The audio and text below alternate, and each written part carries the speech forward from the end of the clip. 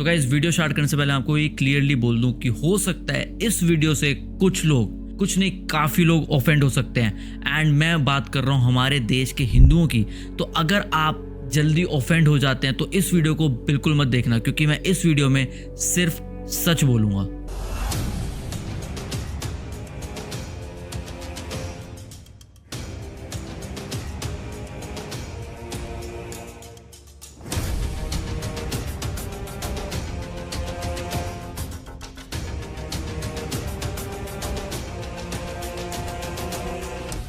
बाईस अप्रैल को पहलगाम में अटैक होता है टूरिस्ट पे, जिसमें 28 से ज़्यादा लोग मारे जाते हैं, 20 से ज़्यादा लोग इंजर्ड हो जाते हैं। कुछ लोग जो यूनिफॉर्म में आते हैं मिलिट्री की, जो अटैकर्स होते हैं, जिनके पास M4 होती है, AK-47 होती है, वो टूरिस्ट पे अटैक करते हैं। और उन टूरिस्ट पे जो स्पेसिफिकली सिर्फ और सिर्फ हिंदू होते हैं, उनसे पूछा जाता है, उनसे आईडीज मांगी जाती हैं, उनसे इस्लामिक वर्सेस रिसाइट करने के लिए बोला जाता है, उनकी पैंट ट्राउजर वगैरह उतार के चेक किया जाता है कि वेदर दे आर हिंदू और नॉट। और जैसे ही पता लगता है कि ये हिंदू हैं, उनको मार दिया जाता है। और जितने भी लोग मरे वो सारे के सारे मेल होते हैं, जिसमें से उनके जो साथ में वुमेन होती हैं वो बोलती है कि हमें भी मार दो। तो उनको बोल दिया जाता है कि जाके मोदी को बोलो। इस अटैक की जिम्मेदारी लेता है द रेजिस्टेंस फ्रंट TRF, जो एक लश्कर तैयबा के ग्रुप से लिंक्ड है। जो लोग मरे उसमें से एक नेपाल, एक पुलवामा लोकल, उसमें से महाराष्ट्र में से 6, गुजरात, कर्नाटका, उत्तराखंड, हरियाणा, यूपी, बिहार, पंजाब, केरला, उड़ीसा, आंध्र प्रदेश, मध्य प्रदेश, अरुणाचल प्रदेश, यहाँ सबसे टूरिस्ट होते हैं। जिसमें से एक लेफ्टिनेंट विनय नरवाल, जो एक नेवी ऑफिसर होते हैं, सिर्फ और सिर्फ 26 साल के, जो अपनी वाइफ के साथ हनीमून के लिए आए होते हैं यहाँ पे, उनको भी मार दिया जाता है। सोर्सेस के थ्रू पता लगता है कि इसमें 5 टेररिस्ट, जो 5 में से 3 टेररिस्ट होते हैं वो पाकिस्तान से बिलोंग करते हैं, and 2 local militants. Local support के बिना ऐसा अटैक पॉसिबल ही नहीं है। अब जो 3 टेररिस्ट हैं वो पाकिस्तान से कैसे हैं कि जिस टाइप की वो उर्दू भाषा का यूज़ करते हैं वो पर्टिकुलर साइड ऑफ पाकिस्तान में यूज़ होती है। एंड सोर्सेज से ये भी पता लगता है कि उन 3 टेररिस्ट में से एक टेररिस्ट लास्ट ईयर के IAF कॉन्वॉय पे जो हमला होता है उसमें भी इन्वॉल्व था। और जो बाकी के 2 टेररिस्ट होते हैं वो बिजबहरा और ठोकेपुरा से बिलोंग करते हैं। ये 2 टेररिस्ट 2017 में पाकिस्तान जाते हैं, वहां पे ट्रेनिंग लेते हैं और लास्ट ईयर वापस इधर वैली में आते हैं। और ये टेररिस्ट लिंक्ड है जैश-ए-मोहम्मद से। अब जैश-ए-मोहम्मद और लश्कर तैयबा दोनों ने मिलके ये अटैक को प्लान किया है। और सोर्सेज से ये भी पता लगा है कि ये टेररिस्ट डायरेक्टली लिंक्ड है सैफुल्लाह कसूरी AKA सैफुल्लाह खालिद से, जो 26/11 का इंसिडेंट हुआ था। हाफिज सईद ने जिसको मास्टरमाइंड करा था, उससे बहुत करीब है ये सैफुल्लाह खालिद। तो जैसे ही पता लगता है कि इसमें पाकिस्तान की इन्वॉल्वमेंट है, तो हमारे प्राइम मिनिस्टर नरेंद्र मोदी एक इमरजेंसी मीटिंग रखते हैं, CCS cabinet committee on security, जो एक हाईएस्ट डिसीजन मेकिंग बॉडी है नेशनल सिक्योरिटी पे। इस मीटिंग में defence minister Rajnath Singh, home minister Amit Shah और हमारे external affair minister S Jaishankar शामिल होते हैं। इस मीटिंग के बाद इंडिया कुछ बड़े कदम उठाता है। पहला, 1960 की इंडस वैली ट्रीटी को सस्पेंड कर दिया गया, और ये तब तक सस्पेंडेड रहेगा जब तक पाकिस्तान अपना फुल सपोर्ट नहीं दिखाता क्रॉस बॉर्डर एग्जामिनेशन में टेररिज्म के अगेंस्ट। दूसरा, अटारी वाघा बॉर्डर को क्लोज कर दिया गया, और जो लोग ऑलरेडी क्रॉस कर चुके हैं उनको टाइम दिया गया 1 मई तक का वापस जाने के लिए।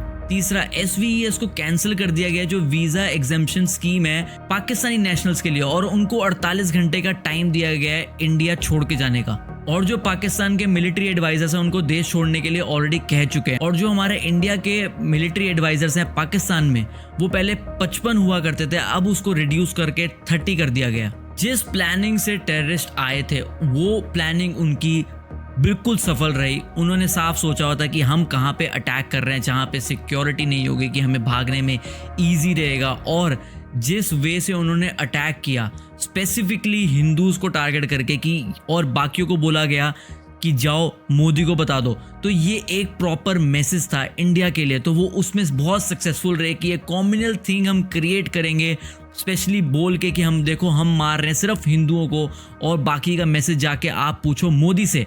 तो ये जो वो चाहते थे वो उन्होंने बहुत ही सटीकता से क्रिएट करने की कोशिश की, और वो उसमें सक्सेसफुल भी रहे।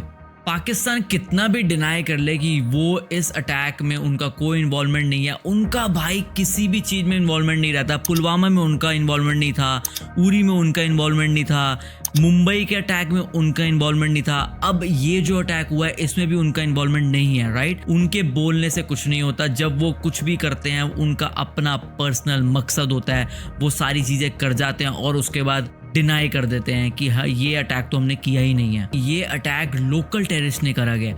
भाई मुझे ये बताओ कि कोई भी लोकल टेररिस्ट अगर वो अटैक करता, क्या वो अब तक पकड़ा नहीं जाता? इसमें जो लोग इन्वॉल्व हैं वो उनके ऐसे लिंक्स हैं कि टेररिस्ट ने अटैक करा, इतना वेल प्लान्ड अटैक था कि वो वहाँ से निकल भी चुके, सब कुछ चीज़ें हो भी गई एंड अभी तक वो पकड़े नहीं गए। ये अटैक अब तक का 2 डेकेड में सबसे वर्स्ट अटैक है। टूरिस्ट पे अटैक नहीं होते हैं एंड कौन चाहेगा कि वो अपने ही खुद का टूरिज्म का जो उनको पैसे मिलते हैं एंड जो उनका रेवेन्यू जनरेट होता है वो खुद ख़त्म करें?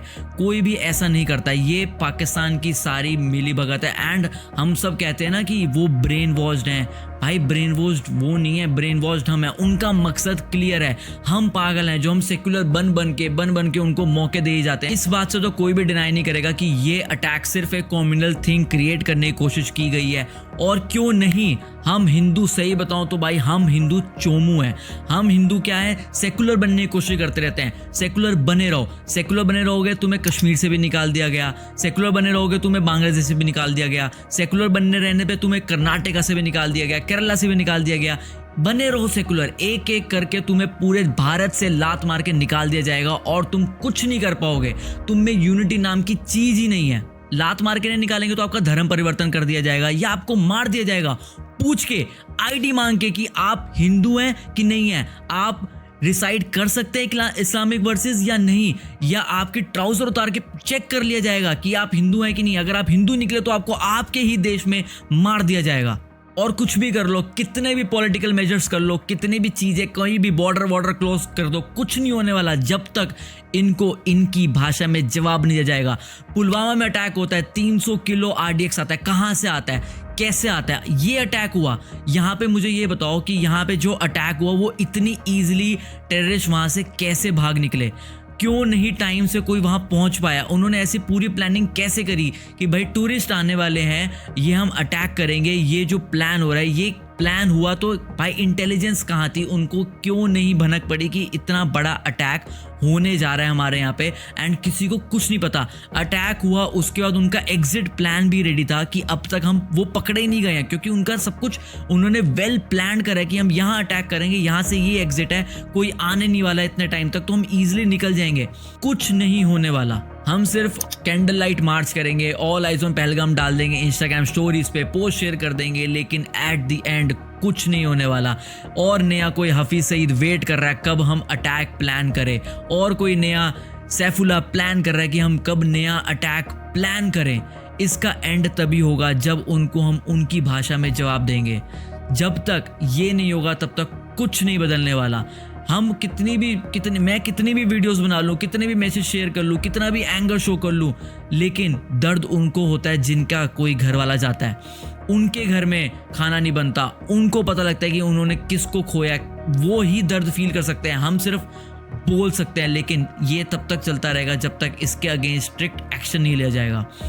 मैं इस वीडियो को यहीं ख़त्म करूँगा और मैं चाहता हूँ कि आप अपना पॉइंट ऑफ व्यू शेयर करें कि आपको क्या लगता है कि कौन से मेजर्स लिए जाएं जिससे कि आगे आने वाले टाइम में ऐसा कोई अटैक करने से पहले कोई 100 बार सोचे कि हम ये अटैक करेंगे तो हमारे साथ ऐसा हो सकता है। Do let me know in the comment section and अगर आपको वीडियो अच्छी लगी तो इस वीडियो को जरूर लाइक करना।